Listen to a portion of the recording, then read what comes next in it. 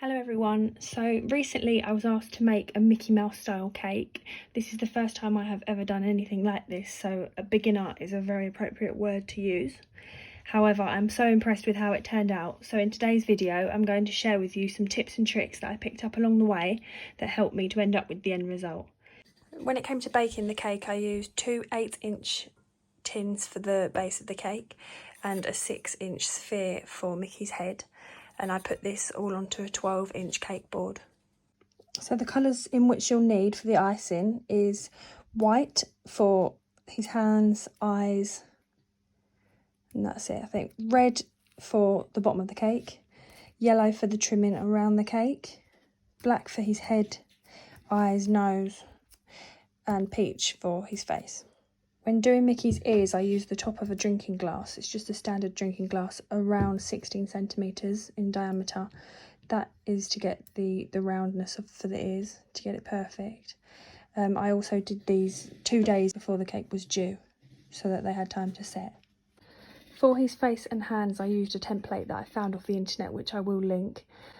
This from bottom to top here, peak, is 9 centimetres, and the hands from here to the longest finger is 8 centimetres. It's good to use a template when you're working with any of the shapes involved in making Mickey, otherwise you'll have lopsided hands and face. I can imagine how hard it would be if you did it freehand. When it came to rolling the icing, I used this mat. It is a extra large Super Kitchen silicone baking mat, which is 71 centimetres by 51 centimetres. This just enables you to have a clean surface to work from. What I did find when first using this mat was that the fondant did really stick to it. So what I would recommend is wiping it down first with water and then coating it with icing sugar. The reason that I say icing sugar is because if you use flour, then obviously that's going to stick to your icing and that's going to change the colour. So obviously with icing sugar, you can dust that off.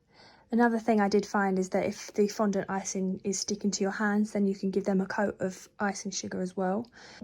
Another big tip is when you are baking the cake to line the cake tin so that you have the perfect round edges for Mickey's head.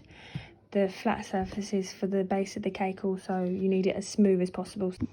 So I hope you found this video very helpful. If you have any questions, just drop them in the comments and I'll get back to you.